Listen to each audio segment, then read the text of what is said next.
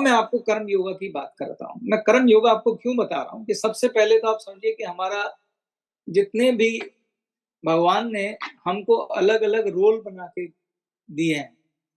जैसे आप किसी के पिता हैं, आप किसी के माता हैं, आप किसी के भाई हैं, आप किसी के पुत्र हैं, पत्नी हैं, बेटा है। इसके अलावा आप बिजनेसमैन हैं, आप सैनिक हैं, आप डॉक्टर हैं, आप पुलिस वाले हैं, आप इंजीनियर हैं। ये सब आपको भगवान के द्वारा दिए हुए, यानी आपके भाग्य के द्वारा दिए हुए कर्म है। मान लीजिए आप सैनिक हैं, तो आपका भगवान के द्वारा आपको दी हुई ड्यूटी है कि आप सैनिक बनाए गए हैं। हमें लग रहा होता है हम खुद बने हैं, पर भाग्य चक्र ही आपको वहां पे पहुंचा देता है। और मेरे ख्याल से आप में से ज्यादातर लोग इस बात पे एग्री होंगे।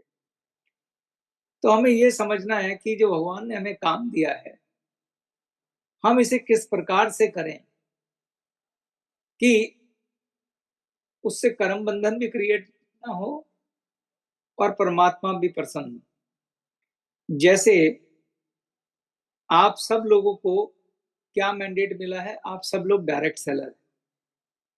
तो डायरेक्ट सेलर का आपको मैंडेट मिला है और आपको मिला है कि आपने डायरेक्ट सेलिंग करनी है और डायरेक्ट सेलिंग से पैसा भी कमाना है, अपना परिवार का पालन पोषण भी करना है, अपने सपनों को भी पूरा करना है।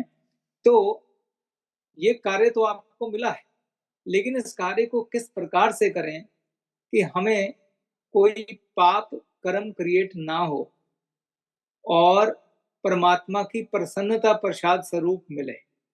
तो उसके लिए भगवान ने जो बात बोली है, जो ऑलमोस्ट हर धर्म में अलग अलग तरीके से कही गई है कि आपको जीवन में कैसे चलना है, तो उसको हम बोलते हैं कर्मयोग।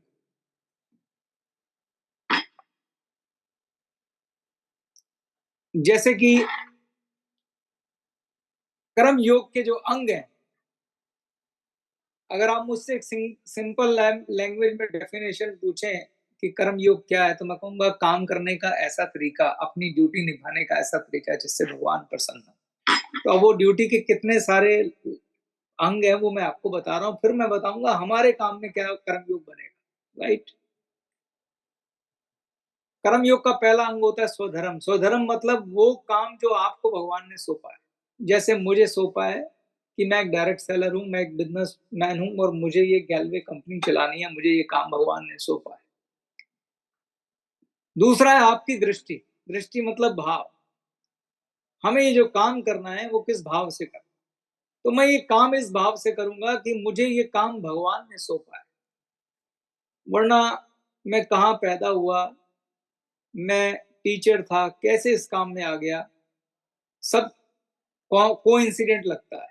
कोई मुझे एक डायरेक्ट सेलिंग कंपनी में ले आया और मैं यहाँ आके बैठा, मुझे समझ में आया, मैंने बिजनेस शुरू किया, मुझे लगा मेरे यहीं से ड्रीम पूरे हो सकते हैं।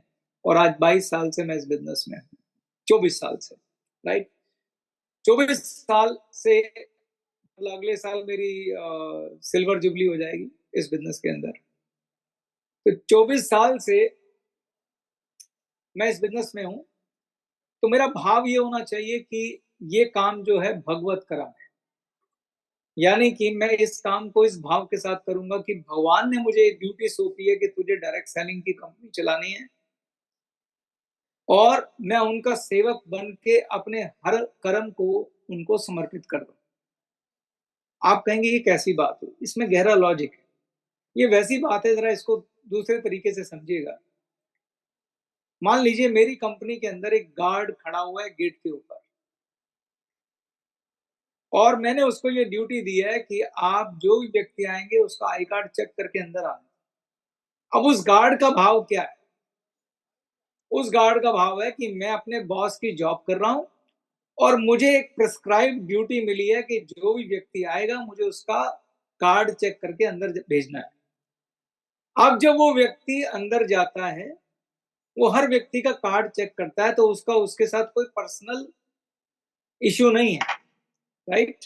उसका कोई पर्सनल इश्यू नहीं है, वो सिर्फ अपनी ड्यूटी कर रहा है।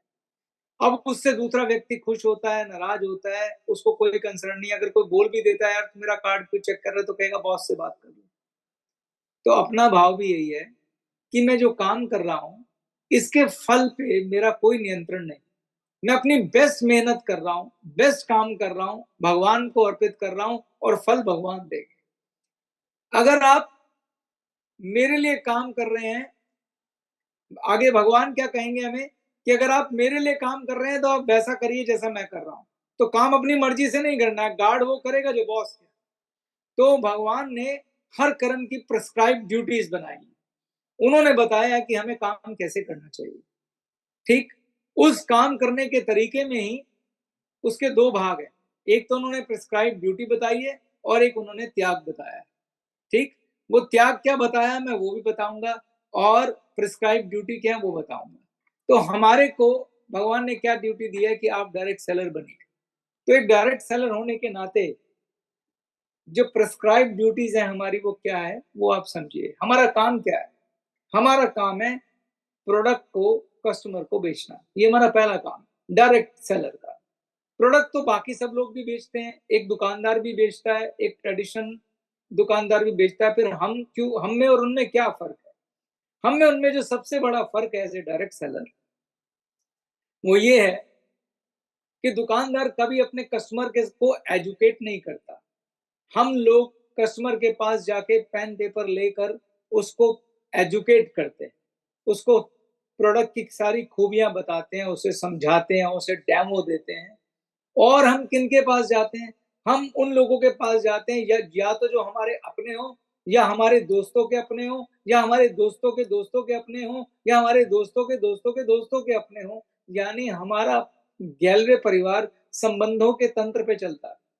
तो इसलिए जब हम किसी को प्रोडक्ट समझाते हैं या डेमो देते हैं तो हम इस बात का भी ख्याल रखते हैं कि हमारा परिवार है और हम उस समय उसको पूरी पारदर्शिता के साथ सारे प्रोडक्ट की डिटेल में जानकारी देते हैं और ये बताते हैं कि ये प्रोडक्ट आपके लिए ज़रूरी है या नहीं।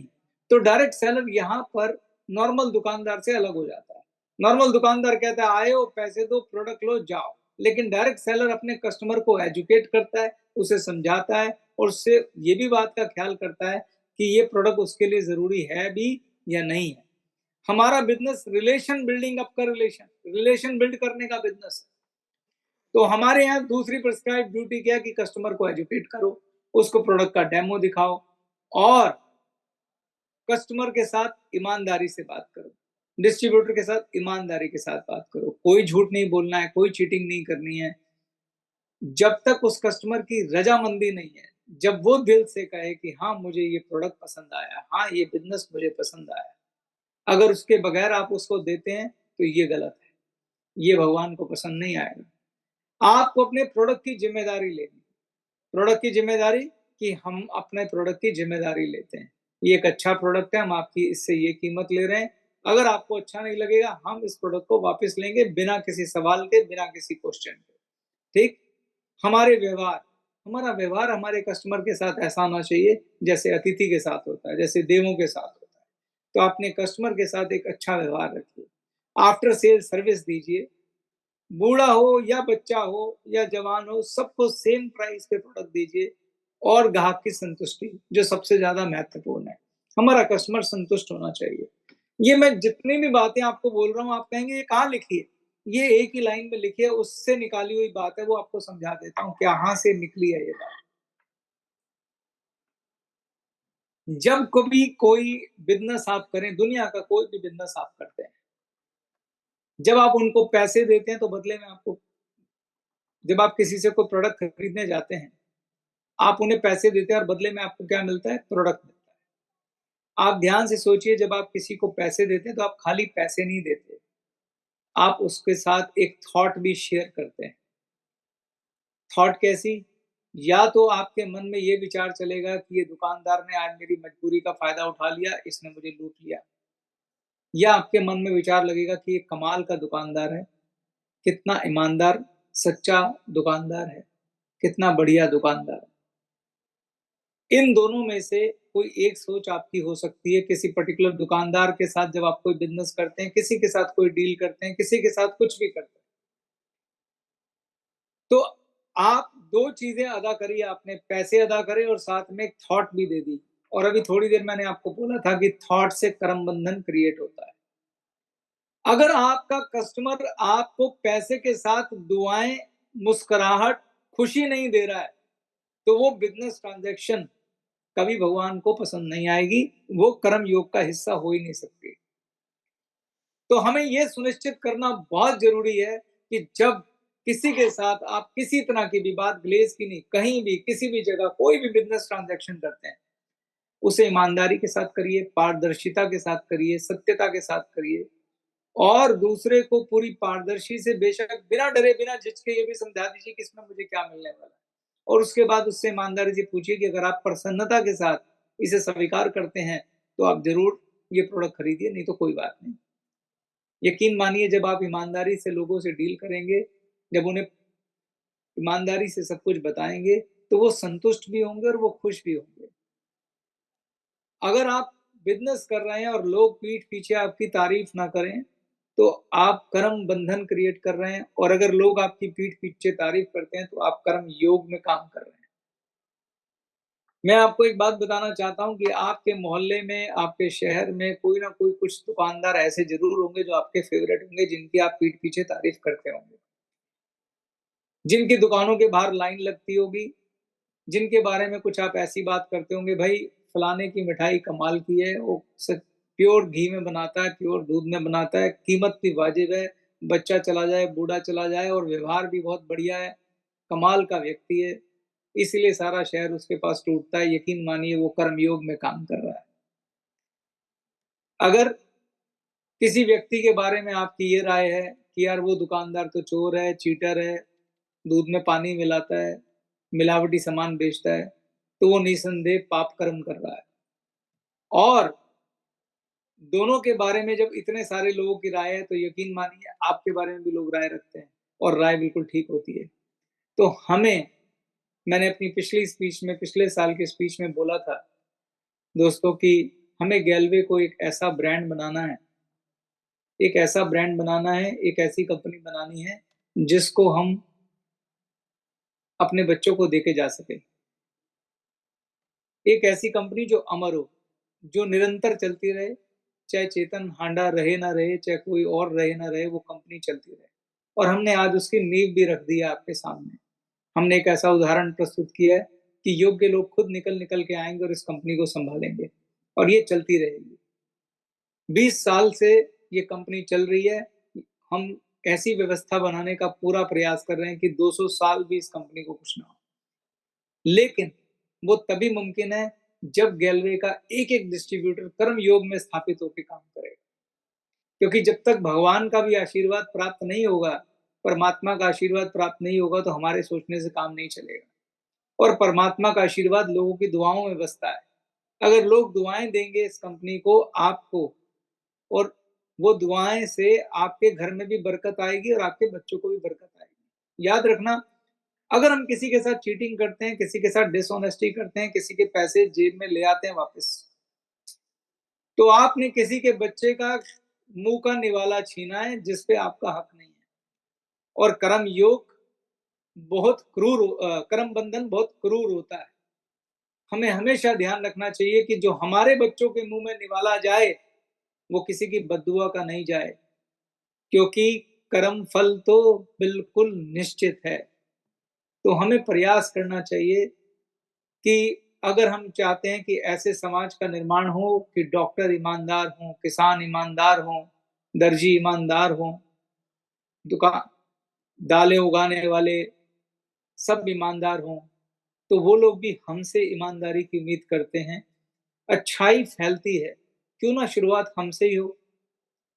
अच्छाई फैलती है, अगर आप एक अच्छा काम करेंगे, देखा-देखी 10 लोग और अच्छा काम करेंगे।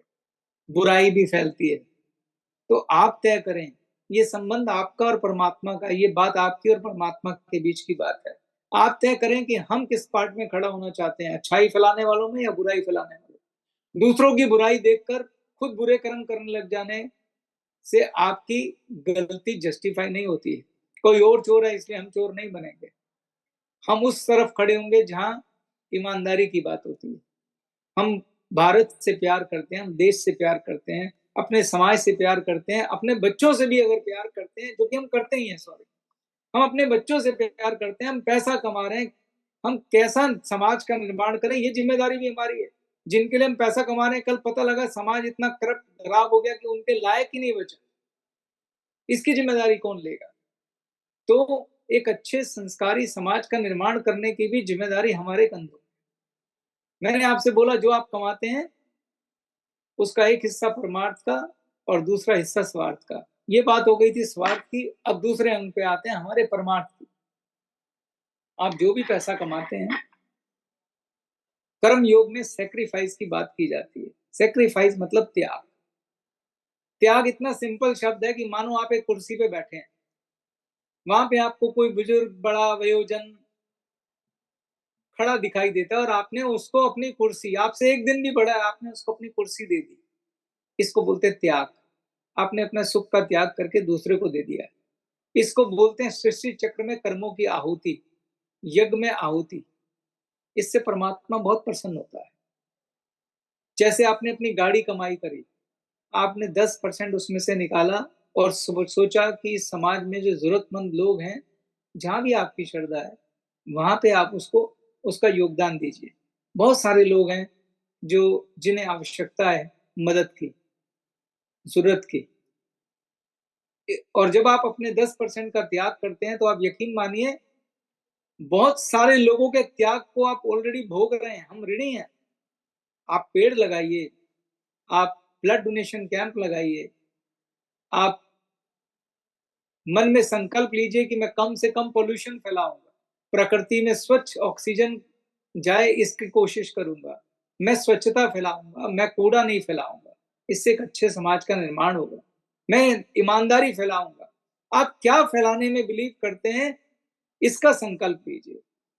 मैं गैलवे को एक ऐसा प्रतिष्ठित ब्रांड बनाऊंगा कि जिसके कॉलर के ऊपर गैलवे लिखा हो तो समझ जाएगा कि ये परमात्मा का आदमी है, इसको फैलाएं। तो ऐसी कंपनी का सपना ख्वाब मैं देखता हूं यहाँ पर। और मैं चाहता हूं कि आप में से जो जो लोग भी मेरे साथ हैं वो भी संकल्प लें कि हम एक ऐसी कंपनी का निर्माण करें, एक ऐसे गैलवे परिवार का निर्माण करें जिसका एक एक व्यक्ति अपने घर में जब चर्चा करे तो सम्मान के साथ चर्चा करे कि मिलना है तो गैलवे के लोगों से मिलो। मतलब ये गैलवे परिवार एक एक धर्म संस्था बन जाए कि ऐसी संस्था जो बिजनेस भी करती है, खूब पैसे भी कमाती है और दोनों हाथों से दान पुण्य करती है, समाज का कल्याण करती है, सब जगह कंट्रीब्यूशन करती है। जहां मौका मिलता है गैलवे परिवार के लोग खड़े मिलते हैं। ऐसे परिवार का निर्माण अगर होगा तो परमात्मा भी बहुत प्रसन्न होगा और आप इस बिजनेस को अपने बच्चों को दे पाएंगे। बस यहीं से मैं अपनी वाणी को विराम देता हूं। 20वीं वर्षगांठ की आपको फिर से एक बार शुभकामनाएं। मैं आपके मंगल भविष्य की कामना करता हूं। उस परमात्मा से प्रार्थना करता हूं कि आप सच्ची बुद्धि, ईमानदारी और विवेक के साथ अपने बिजनेस को बढ़ाएं। धन्यवाद। Thank you very much.